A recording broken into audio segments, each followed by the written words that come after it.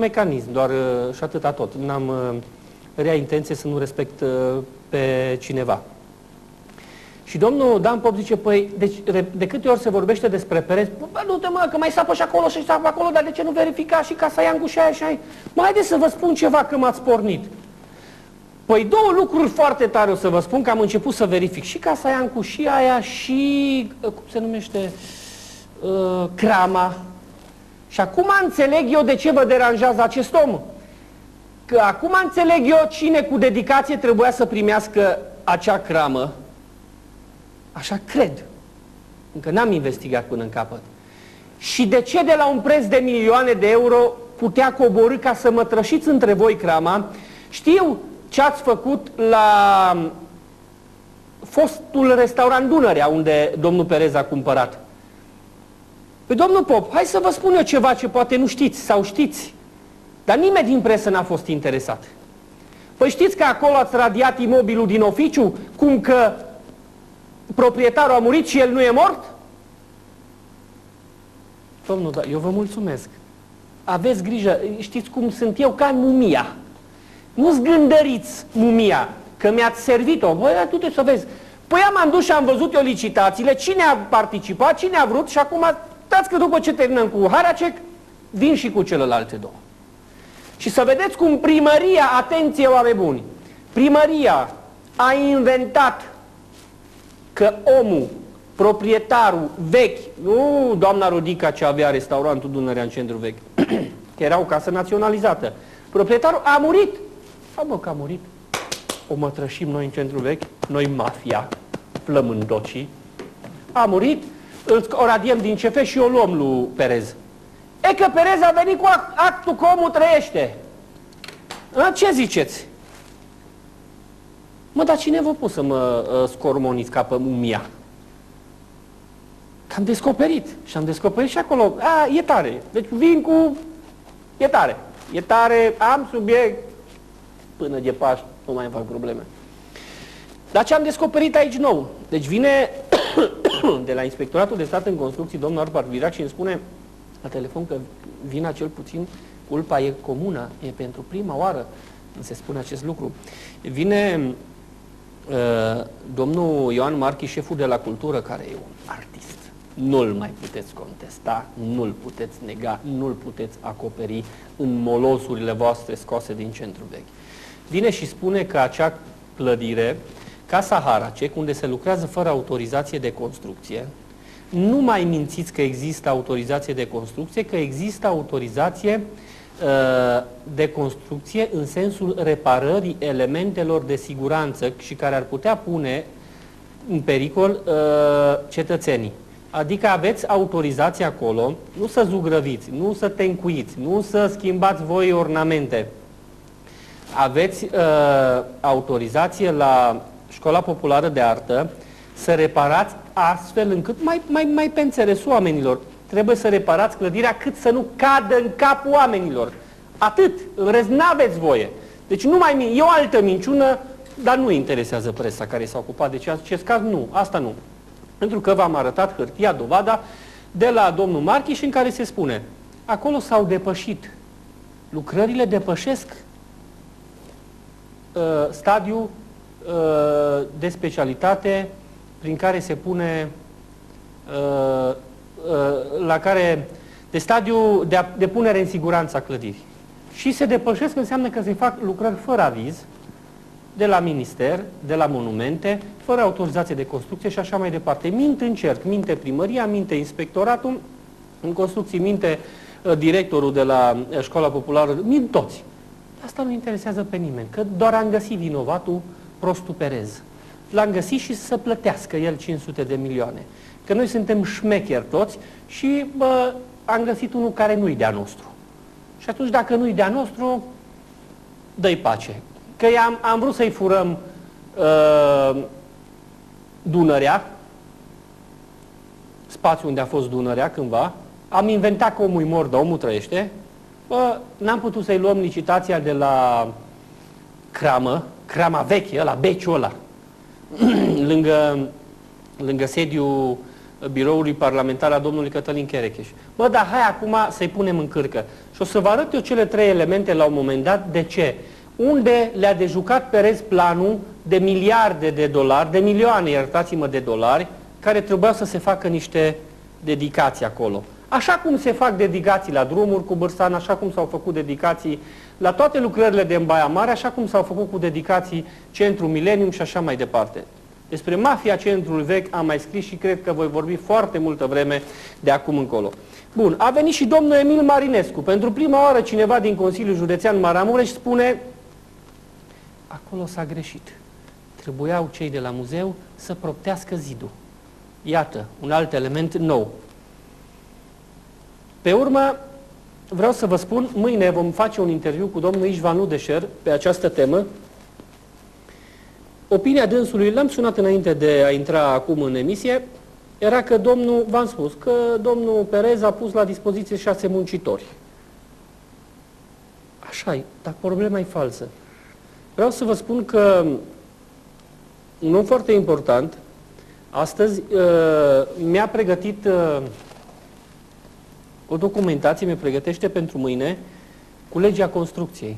Să vedeți că mi-a spus domnul Perez are dreptate. Un alt consilier din țara mea, îmi permis să spun așa, un consilier local, să vă gândiți, un consultant, că eu am consultanți, un consultant pe probleme de construcții, vine mâine în țara mea, dacă nu se întâmplă oarece minuni și nu poate veni. Dar așa ne-am pregătit, că vine mâine un specialist, un om cu pregătirea necesară, vine mâine cineva care știe mai mult decât noi toți la un loc, să ne spună că domnul David Perez are dreptate, cu legea, cu paragraful și care mi-a spus niște lucruri interesante.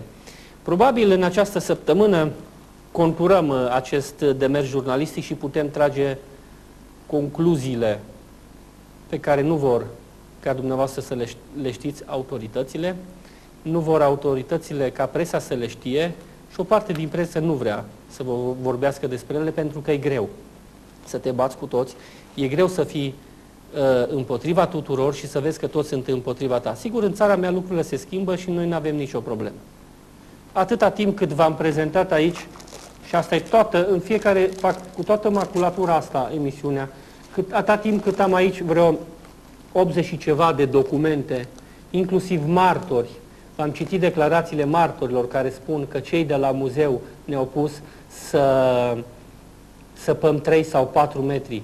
Am martori, 3 sau 4 martori care au declarat în instanță că domnul Perez n-are nicio vină, că cei de la muzeu i-au pus să facă asta. E grav ce se întâmplă în acest caz. Probabil vom reuși să facem lumină și de această dată. Și citit și v-ați informat. Doamnelor, domnilor, mâine așadar noi elemente în cazul Casa Haracek, afaceri și interese. Revenim cu detalii în această săptămână. Eu zic că vin bombele grele în acest caz și vom vedea ce concluzii jurnalistice putem să tragem despre un subiect controversat, un eveniment mușamalizat. Eu zic că e o poveste de film asta, așa cum ultimele evenimente ale Băii Mari, din păcate, gestionate prost de cei din Primăria Baia Mare, sunt subiecte de film, un film foarte prost, regizat foarte prost, cu actori interesanți. În schimb, doamnelor, domnilor, vă mulțumesc pentru atenție, sunt Tati Rusu, până mâine să aveți o noapte interesantă. Nu uitați, aceasta n-a fost o emisiune, a fost Țara Mea. Să vă vorbesc și despre asta. Am un interviu cu domnul Ișvan Ludeșer mai încolo un pic, în această ediție, dar mai încolo un pic, despre Casa Haracek. Vă spuneam, continuăm acest demers jurnalistic, aceste investigații la Casa Haracek, pentru că acolo se întâmplă lucruri uluitoare. Am numit acest serial Ilegalități și Interese. Pe mine mă șochează discuția cu domnul Ișvan Ludeșer. Am impresia de foarte multe ori că visez. Deci realitatea e atât de dură, de cruntă, de mincinoasă, încât zic, bă, stați un pic, îmi vine, zic, nu pot să dau caseta asta înapoi, că nu, asta nu poate fi un dialog real. Deci ceea ce vorbesc eu acum cu primarul Băii Mari, bun, viceprimar cu atribuțiuni de primar, bă, nu poate fi adevărat. Trebuie să dau înapoi că precis mă trezesc. Mă, și tot dau eu semne și tot fac chestii care îmi arată că sunt ancorat în realitate. Ceea ce înseamnă că ceilalți, nu, pe anumite cazuri, nu. Sigur, am spus de multe ori și mie îmi place să văd toate aspectele în mod normal, am spus-o de multe ori că, și am spus astăzi domnului Ludeșer, că eu chiar cred în bunăvoința domniei sale, eu chiar cred. Și am spus, domnul Ludeșer, noastră ați căzut în multe capcane, nu mergeți pe teren. N-ați fost acolo la Florin Marinca, n-ați fost la alții, n-ați fost la Casa Haracek să vedeți despre ce este vorba. Păi nu prea. Și zic, vedeți că informațiile astea nu sunt adevărate pe care le-ați primit. Și am dat toate elementele și o să vedeți, am venit cu dovezi care au dus la cea mai mare amendă din acel moment, anul trecut, de 500 de milioane de lei dată lui David Perez, și domnul Ludeșer, în fața 5-6 mari probe pe care le-am adus contraargument la amenda dată de domnia sa, de primărie, de instituția pe care o reprezintă, a spus doar atât. De fiecare, n-am avut această informație, n-am avut această dovadă, n-am avut acest contract, n-am avut.